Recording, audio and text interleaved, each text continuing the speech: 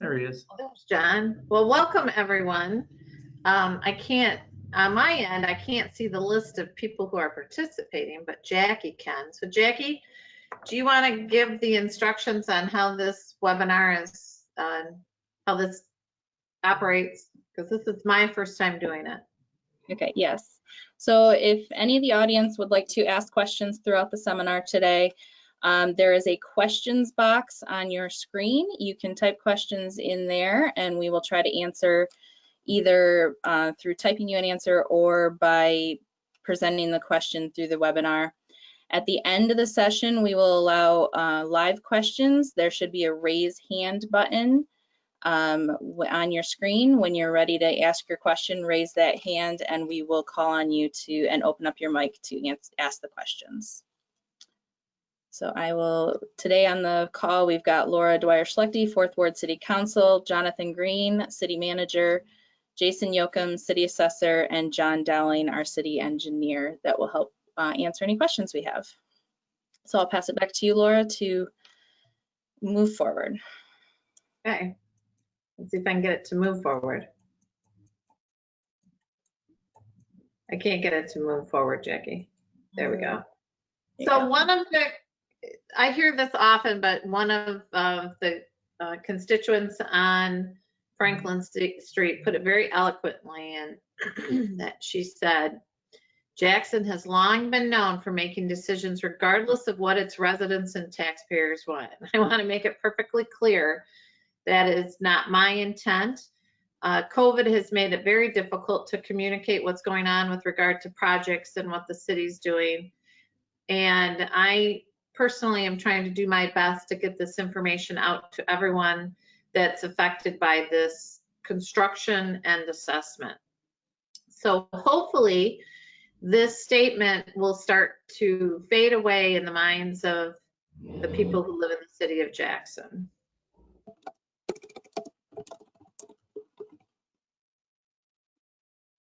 Trying to go forward. Okay, oops. Jackie, I went too far. Okay.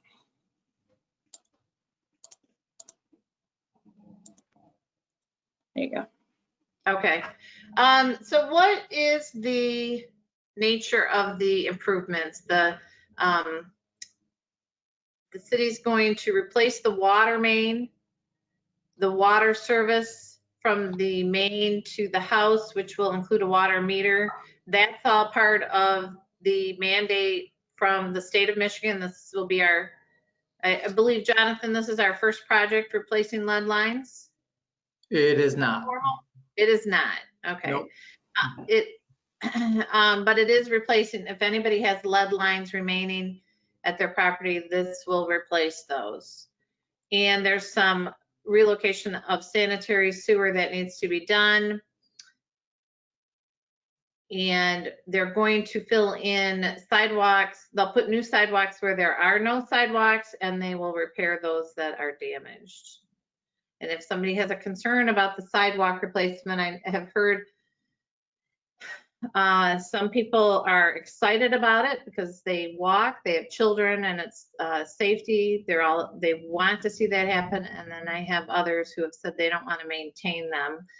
And there is a policy that was established on June 27th, 2006, where the city council had adopted the complete streets, a complete streets resolution, which gives us the, that's when we include sidewalk replacement or addition into any construction plans moving forward from that time. The reason why we're doing this improvement is that sewer or the water main was installed in 1919 and 1920, and the original road was built at the same time. And then it has been paved over and over, with the most recent padding was done in 2017, where the curbs are now almost completely covered. Pushing I've had people ask, can we push the project back? And the answer is it would mean the bonds will be spent elsewhere and the project will not be able to be done. And one thing I don't think I have in this presentation is the roads are Roads are assessed on a 1 to 10 pacer. 10 is being a perfect road, no problems. 1 is a dirt road. And John Dowling, please correct me if I say something wrong.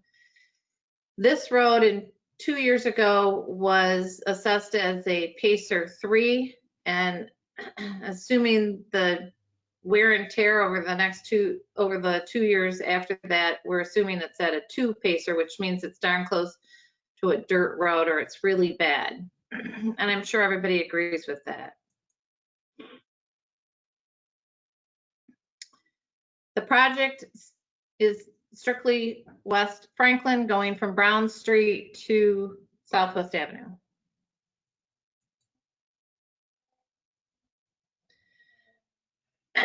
We've got several properties that are on corners, and there is a discount for construction on a corner. And I actually, Jason, do you mind elaborating on this one? Sure. So that this is covered under several sections in the city. So it's mentioned in our city charter. It's also brought up in ordinance, and policy really dictates the mathematics of it. So what we're looking for is the longest side of a parcel that's located on a corner would receive a corner lot reduction. And so that happens as defined by the policy. I've put a sample of what that calculates out to. So instead of $150.05 per front foot, a corner lot is reduced to, and I just had something pop up so I can't read it, $100.53 per front foot.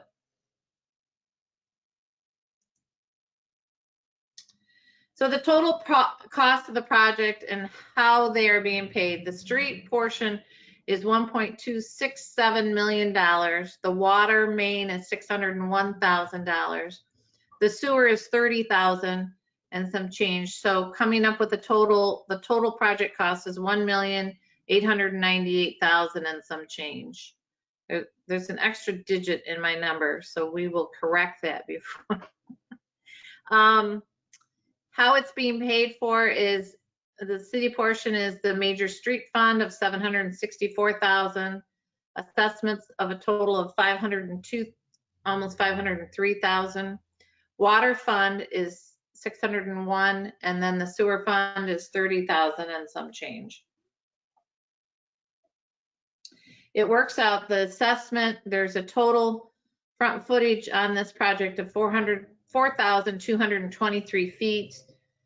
The total construction cost is $300.10. That's just the road portion, which means since this is a collector road, the city pays for 50% of that, and the property owners on Franklin Street pay for the other 50%, equaling $150.05 per front foot.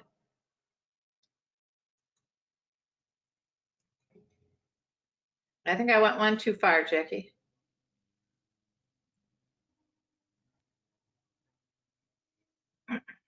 So what are the benefits of doing this project? You're going to end up with smooth roads to drive on, new water service.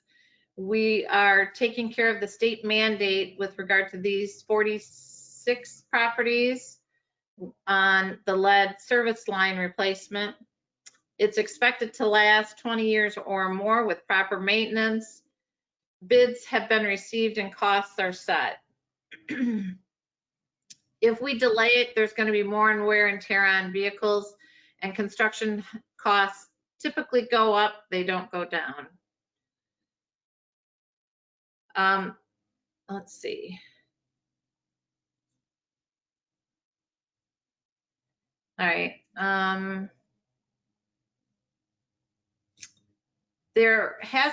We have put a cap on assessments on properties. Per the assessment policy, it is 12.5% of true cash value of the properties, with a cap not to exceed $15,000.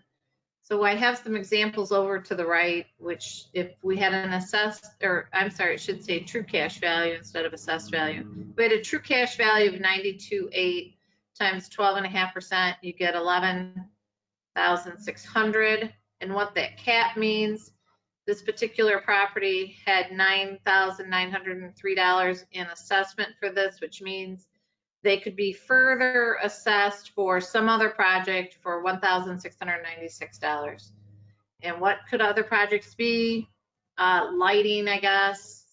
Sidewalks are going in now, so that's not going to happen. If they're on a corner lot, it could be another street project on the other side of their house. Where the cap comes into play to someone's favor is if the true cash value is 54.9 times 12.5%, that puts that assessment at $6,862.50 instead of the maximum assessment on the price per front foot of $9,903.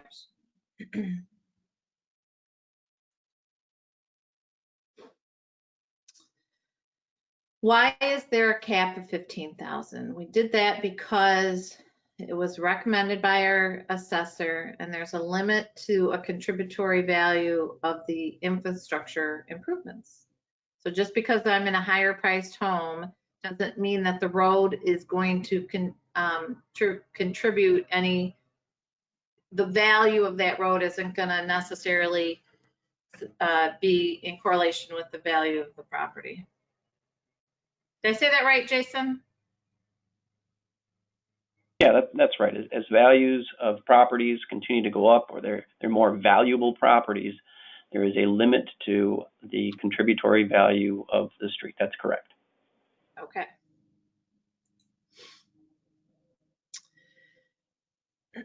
Oh, what happened, Jackie?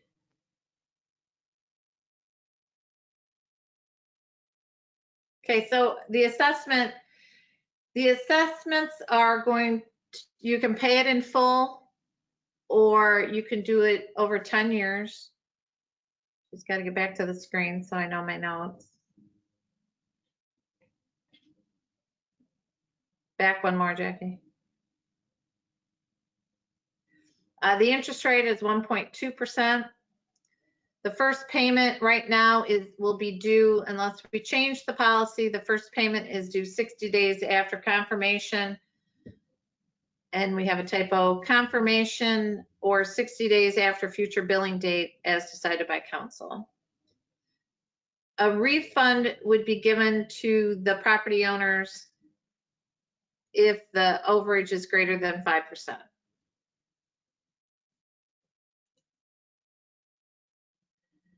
Additional, so here's our policy. This is in the assessment policy section 22-17, additional assessments or refunds. I've been asked if there are going to be additional assessments if the construction goes higher than what we expect. John, you've assured me that the costs are solid.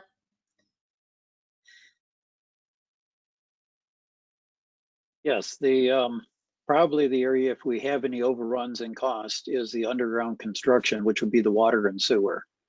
The street construction, it's easy to see, and we've already surveyed it. You've got it measured. We don't see any extras that are going to be in that area. It's, anything that would be an extra would be in something that's not accessible, the water and sewer. Okay, thank you.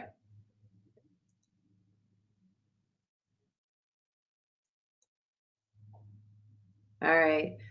If you don't agree with a confirmation of the assessment, if city council votes to move this project forward, you can, here section 22-15 tells you contesting collection of assessments and what you can do on that avenue.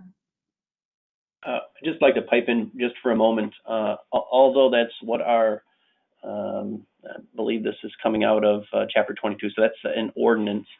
I believe the Tax Tribunal Act says 35 days, so they will need to be notified within 35 days. Okay, thank you. We'll make that correction. If you are 65 senior citizen 65 or older and totally or permanently disabled, you can request a special assessment deferment. It doesn't eliminate the assessment. It is considered a loan on the property by the state of Michigan, and there's a lien that's put in place. And once the property transfers hands, whether it's through sale or just transfers, it would have to be repaid at that time. And there is an interest on that. I believe it was 6% per year. The website is there. I have emailed this document to 2 people on the street so far. If somebody needs it, I'd be happy to get that link to them. You can copy it down, or you can just Google special assessment deferment and it will come up. If I can weigh in there as well. Uh-huh. Just for a point of clarification, so there are some other qualifications as far as being a senior citizen or totally and permanently disabled. Basically, what's going to happen is the state of Michigan is going to make the city whole, and they will pay that assessment in full to the city. Then the state of Michigan will be holding that lien, and it is 6% per year. But there's also an income guideline, and that changes annually. Currently, you must have a household income of less than $23,933. And this is a form that was printed in January of 19, so that income will have likely changed. So I apologize, I don't have the current one in front of me, and I'll see if I can't navigate and bring it up here really quick. So if you can just bear with me for a moment. Actually, I think I have it. I just got it open here, so I apologize. That's an older amount. So the new amount in this form is $24,305, and that would be your income for the 2019 year. So household income of less than $24,305. So just a point of clarification for anybody who may be interested in that. And you will have had to live in your home for 5 years or more. And it has to be your homestead. All right, thank you. So what are the different streets? I've had several people ask me why MDOT isn't paying for this. So I thought I'd define our streets. So we have principal arterials, and these are the principal arterials which serve the major activity centers of our community. They have heavier traffic volume. They're typically set up for longer trips. They carry high proportion of total urban travel with the fewest amount of miles. And then you have arterial minor. And those get traffic over to the major ones. They're again, they're moderate in length. The geographic area is typically a little bit smaller, but they're higher trafficked. And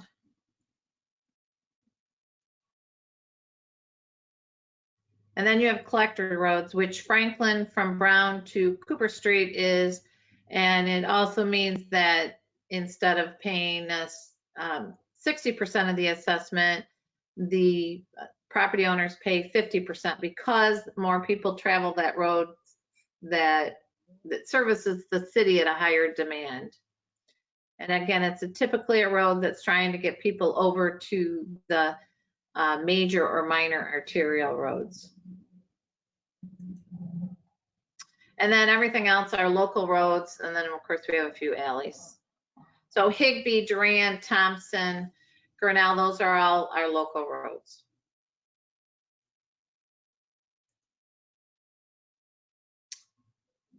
So in this screen, you're seeing that the red is a principal arterial. The yellow are collector roads, and the green is a minor arterial. And then the black ones are local. So what does that equate out when it comes to assessments? If you're on a principal arterial, the city picks up 85% of the portion. Minor and the resident or the property owners pay 15%. minor arterial is 75-25. A connector road or collector road is 50-50. Local roads are 40-60. Alleys are 20-80. And non-residential properties on all roads except for brand new roads are 40 by the city, 60 by the property owner, 60%.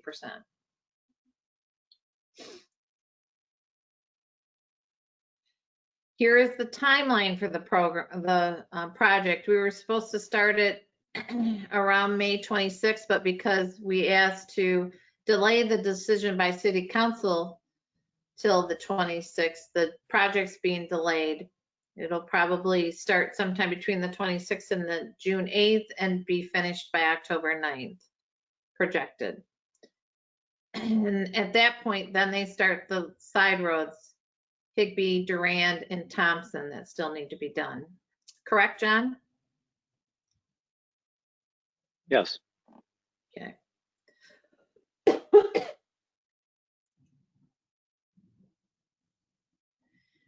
The city has, these are the dates the city has communicated about this project. The hearing of necessity was in December of 2018.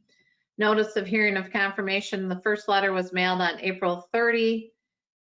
I made a motion to postpone that on May 12th to May 26th, especially due to COVID and our mail service being so bad. So the new hearing confirmation notice letters went out on May 15th. We're doing this virtual meeting and then we'll have another hearing on May 26th.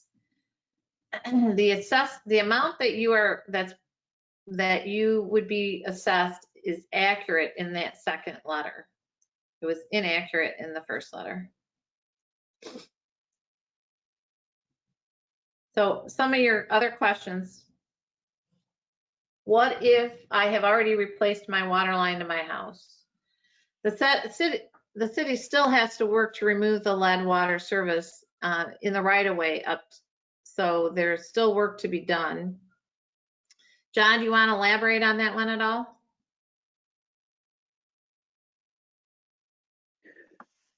The one that we did have this question from, we checked, and they had replaced the service from the water shutoff at the edge of the right of way back to the house, but that still left the lead line in the right of way itself. As we're building the water, it's going to be connected in, and this is all just part of water costs and everything else. So it doesn't affect their assessment one way or the other. All it means is that we're not going to have to go into their house to put the new copper service in, but we are still going to be replacing the meter inside their house. And if there's an abandoned meter or something, we're replacing those too. And we're taking out any abandoned lead lines. Isn't Yes, that true? That's true. Sometimes when lead lines were replaced with copper or PVC or whatever they're using nowadays, the contractor just left the lead line in the soil, and we are required by the state of Michigan to remove those.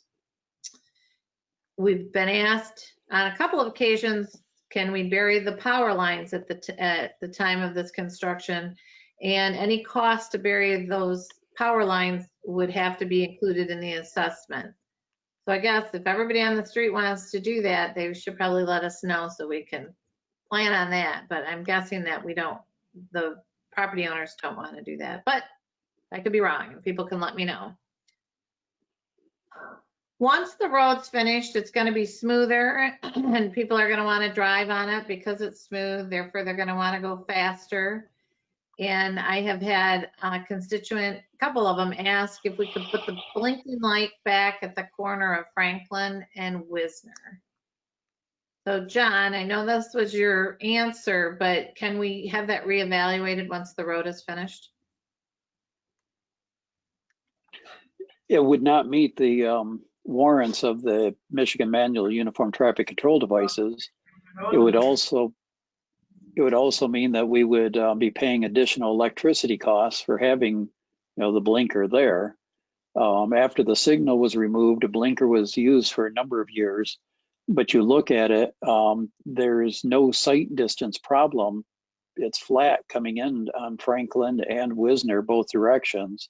So it's not something that you need the blinker for sight distance. It's not something that meets the warrants on traffic volume or accident. So can it still be put there? That is a political decision then.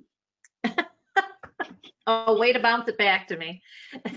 No problem. Okay. I have also had someone ask if we could put apparently the city, it's supposed to happen between my tenure as council. Apparently the city owns a couple speed things that tell you how fast you're going. I don't know what they're called.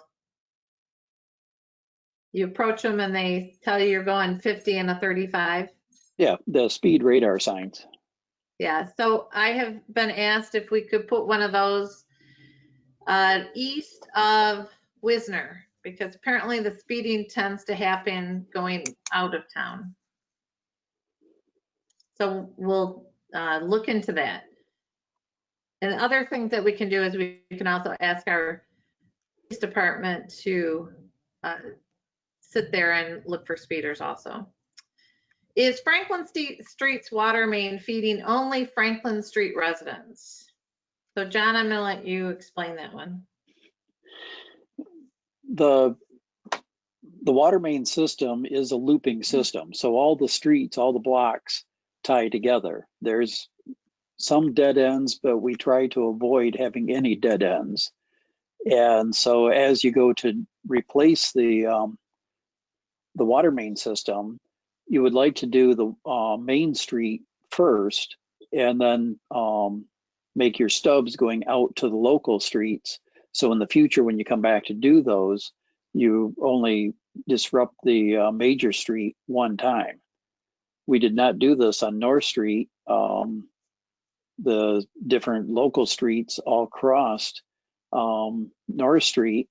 And then when we go back in the future to replace the main on North Street, we're going to have to shut down North Street a second time to make this connection. So it's better to replace the mains on the major streets prior to doing the local streets. Okay, thank you.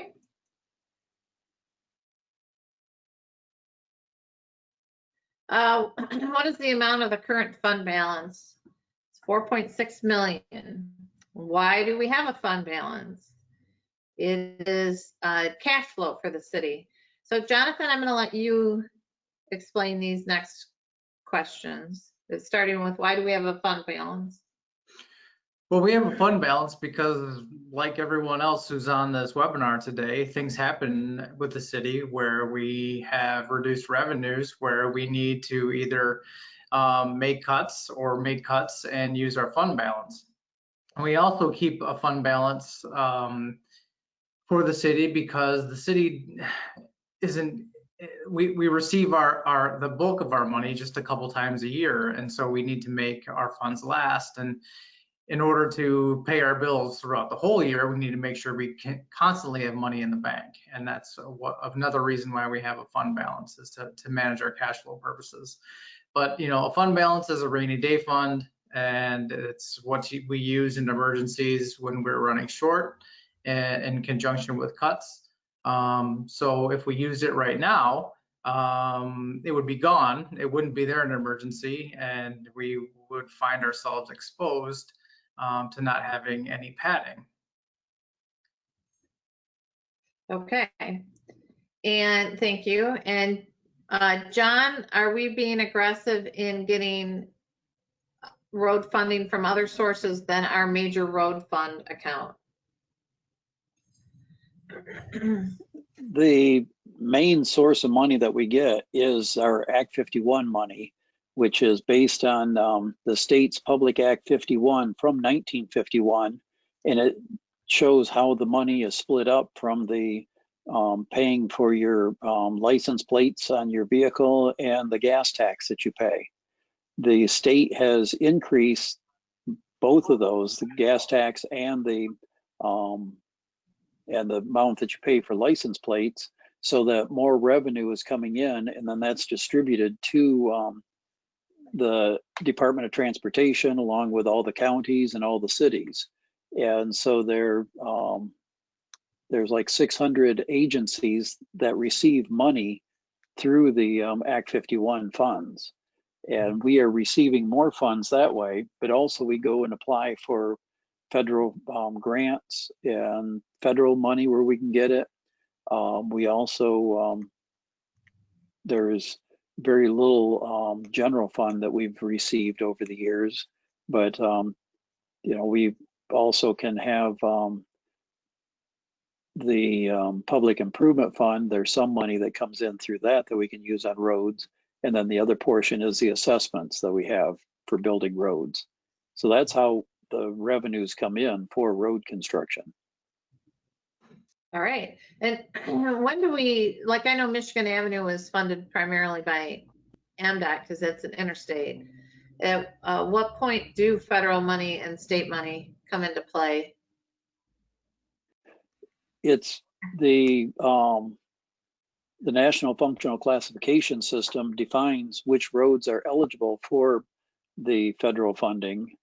And the another type of funding that I didn't think about to mention earlier is community development block grant funds. But those can only be used in certain neighborhoods as defined by the Housing and Urban Development, HUD, where they look at what the income levels of neighborhoods are, and they put together the maps that show the eligibility for community development block grant funds. Then we also have the federal funds, and that's that map that you had a portion of it earlier that showed the red lines, the tan lines, the green lines. If they're have a color like that on it, then they're eligible for the federal funds. If they're a black line, they're a local street, you cannot get federal funds for those. So we apply for the different funding and try to get that. Okay, thank you.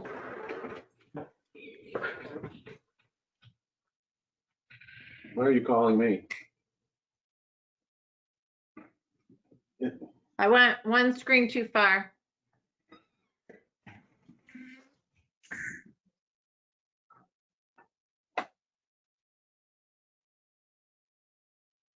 Okay, that's the end of the presentation, so we can open it up for questions. I do have a list of questions from the audience. Okay. I'd like to put the webcams of the presenters on the screen for the audience to view so they can see your faces. Just want to forewarn you as I'm doing that. They hopefully can see you shortly. Oh, maybe they can't do that. Hold on, okay. I guess maybe I can't do that. So it will just be you guys talking and I will try to flip to screens as you answer questions that are appropriate for those questions. The first one is, what if our front is not on Franklin with regards to the corner discount? So that would be a Jason question. So what if our front is not on Franklin with regards to corner discount?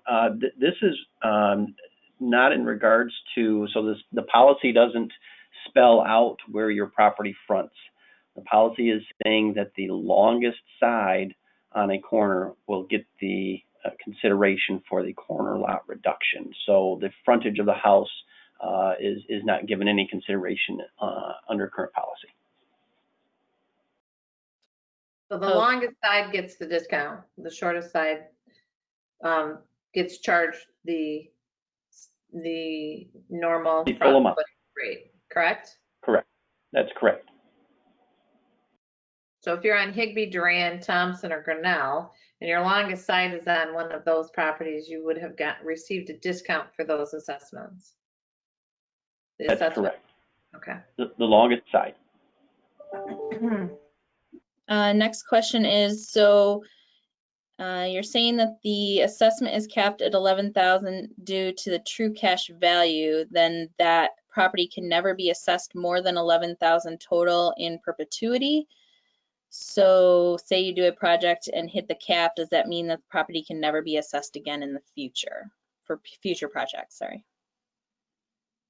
Sure. Jason? So this is Jason again. So no, that's not saying that at all. What we're saying is for that life of the special assessment.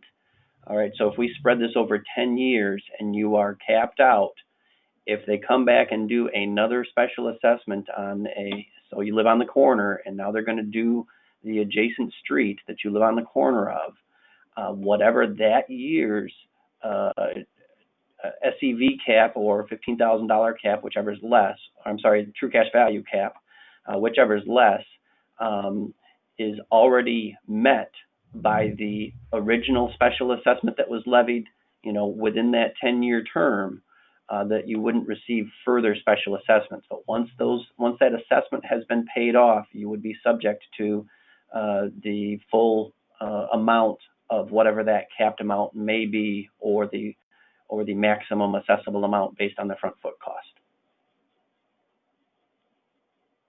Okay. Next question is, it was noted that the road is designated as a collector road. What constitutes that designation, and was that made before or after the road was changed to a two-way street? John, that sounds like you. Basically, the designation of that comes from the traffic volume of the road that's there.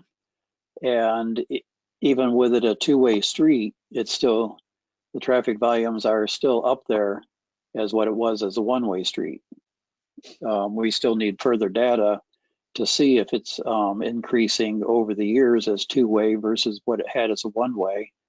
But that's the connection, is the traffic volumes is what's driving the definition of the road. How often are those volumes determined? We try to get them at least once every 3 years. When there's special things that happen, we will try and get them a little, quicker than 3-year time period on traffic counts. This year, we're not sure if we're going to be able to get that many traffic counts because we were not able to hire a college student that usually does our traffic counts for us.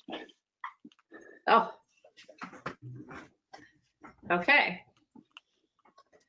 Okay, next question is, on what side of the road would the sidewalk be constructed?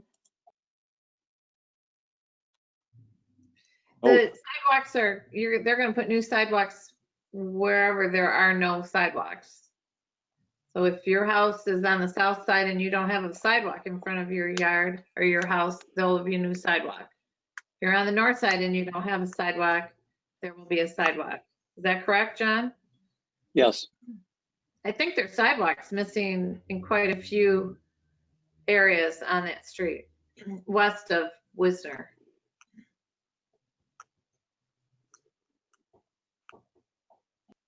Next question is, why was this not put into the millage instead of a special assessment? Jonathan.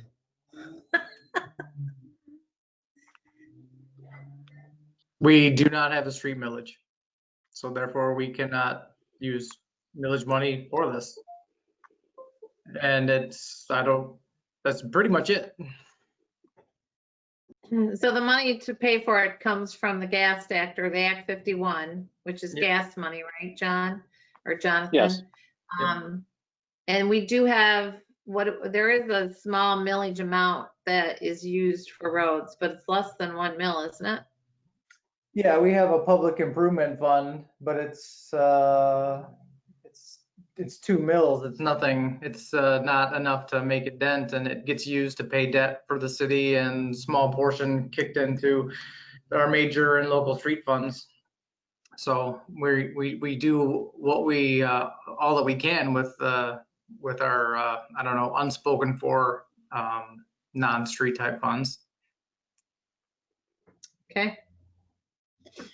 Next question is, I have had an income reduction because of COVID-19 to both myself and my fiance. It would impact the costs for this cost and our ability to make other home improvements, why doesn't the city take this into consideration? Well, I can speak to that one. I will probably be I'm trying to find out whether or not we can or not. But if we can, I will probably be making a motion at the next city council, delay the first payment for 1 year, but I have not gotten all the answers that I need to get before I can confirm that that motion will be made. I suspect if it's made, it would probably move forward. And the city is very cognizant of the current situation and people's difficulties because we're all experiencing it. It's hard to say whether or not if this, I guess, John, maybe you can answer what happens to Higby. We know that if we don't do this project on Franklin, that the money will go to another project, or the bond money will go to another project. But what happens to Durand, Higby, and Thompson if Franklin doesn't get done for another year? If this project dies right now, our plan is to go forward, finishing out Higby, Durand, Thompson, and getting those completed, getting the overlays done, and it'll be years before we come back to Franklin Street. Okay. And I want to go back to the millage question. That's a debate amongst so many people. And in my opinion, if we do a large increase, you'd have to do a large millage increase to cover the cost of roads. And if we did that, you would kill the value of real estate in the city of Jackson. And this is my own personal opinion. It's just a debate that needs to be had, and everybody has to understand. Then that would have to go on a ballot vote, and everybody would have to understand what they were voting for before they voted yes or no for that, in my opinion. I am not in favor of a millage increase. I would much rather see assessments because they go away in 10 years. It's easier to sell an assessment to a new purchaser of a property. I think they're just my own personal opinions though. So, and everybody participates in the cost of an assessment, nonprofits included, and they use the roads also. All right, next question, Jackie. Can you publish the bidding process and timing of the process and the cost for this project similar to other projects in town? John. Can you restate the question again? Yep. Can you publish the bidding process, the timing of the process, and the cost of this project similar to other projects in town?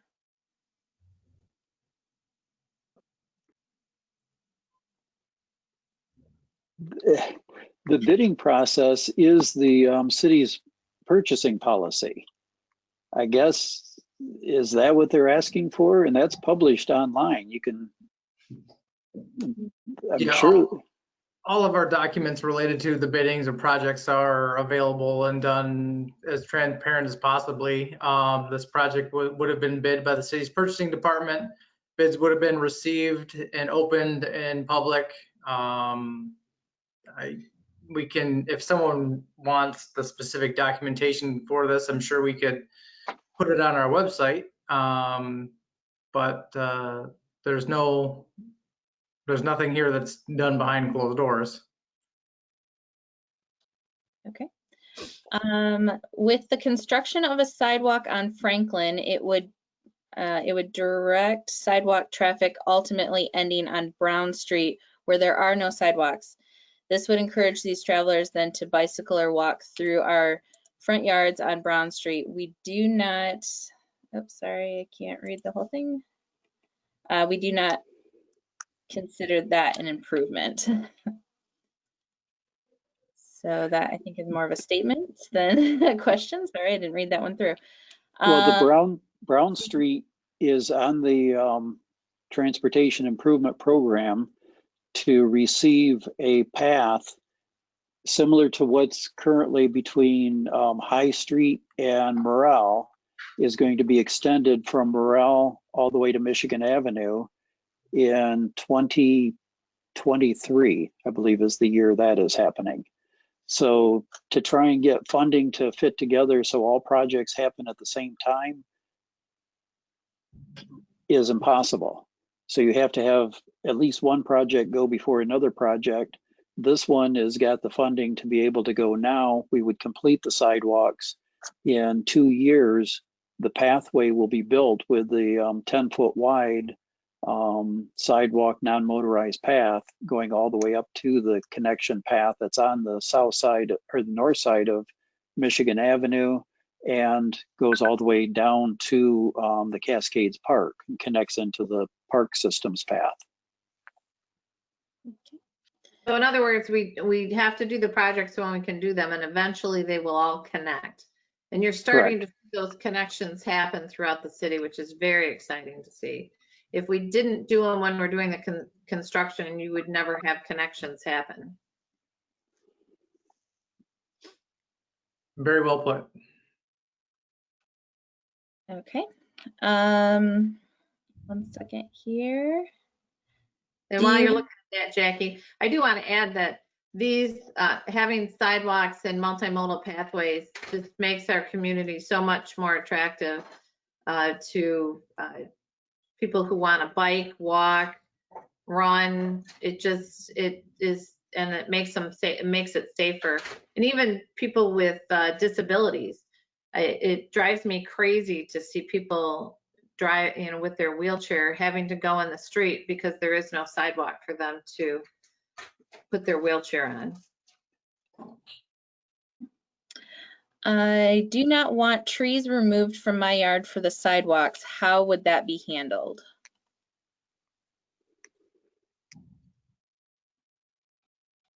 John? I guess I'd have to look to see if there is any trees that were being removed for the sidewalk. But if there are, we are going to be replanting trees also.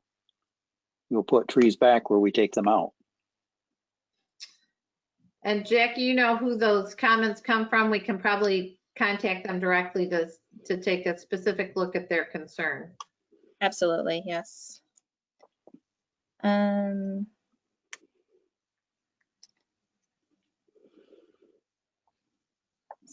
Sorry.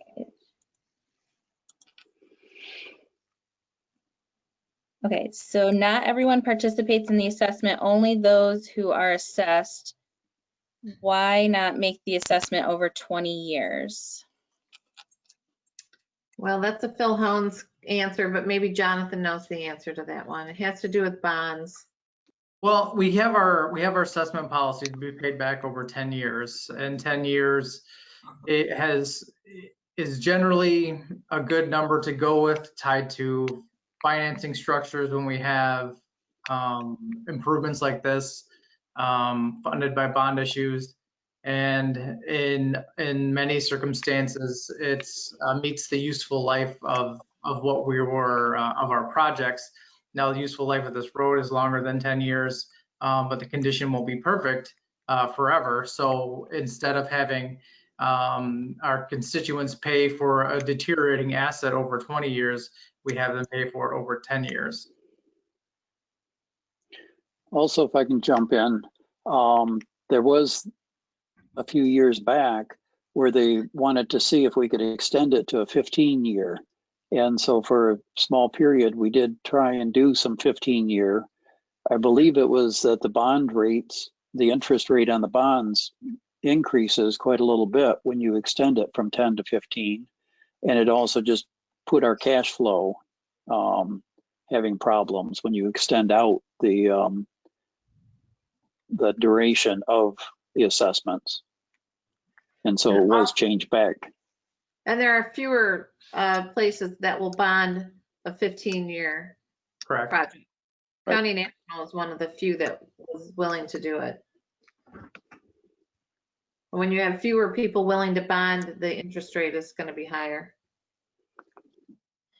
I've got one last question here, and then I've got a couple of people that have raised their hand.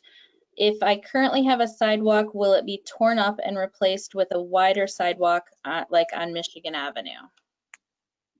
No. Now, these will all be 5-foot sidewalks. Okay. All right. So we're going to try to open this up for some questions. We've only got about 5 minutes left. We're going to start with Stephen Razier. Sorry, Stephen, are you able to chat here? Well, for some reason, it will not let me unmute Stephen. So we will try Candace Dunnigan. This is not working very well here. Connected to. Oh, I'm unmuted. Can you Candace. hear? Yes, we can hear you now. Sorry. So this was on the records as far as in council in 2018. Is that correct? This proposed renovation of this street. And we have not really had anything regarding what is happening to this street until we received our special assessment letters in April of 2020, correct? Is that correct? Okay, well then, this includes sidewalks.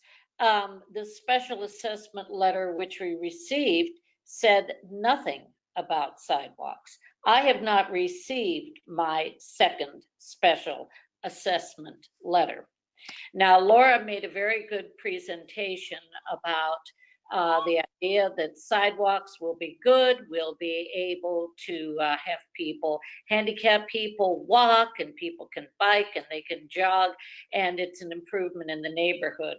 John, in the meantime, is very cavalier about the idea that having blinking light, that this $500,000 project and a brand new street going from West Avenue onto Brown will not merit speed. Everybody will be law abiding.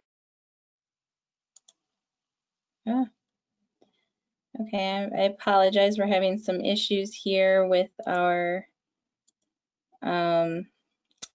sound, and I'm not really sure what's going on. 1 second. Okay.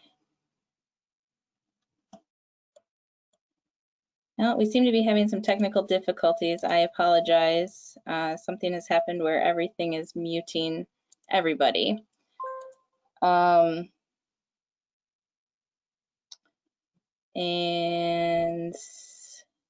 unfortunately, I cannot. Okay. Okay, so I'm talking to you through Jackie's phone. An idea given to me by Jonathan Green when we had a problem at City Council. But I will look more into that flashing light. John clearly made it clear that council can make that direction. So once I talk to him more about it, we'll make a decision based on that. But I do have it on the radar. And there is no second, Candace, there is no second assessment. The assessment is the assessment. It includes the sidewalks.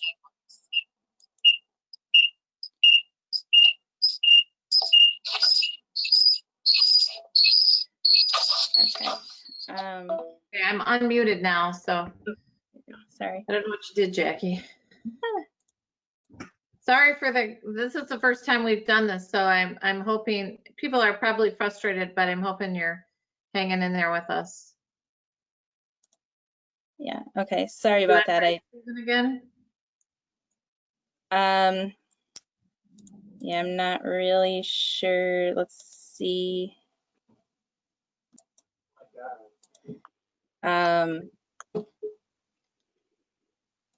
Okay, yeah, I'm having still some issues getting people to be able to talk, so I apologize for that. We have had some other questions come in over the chat.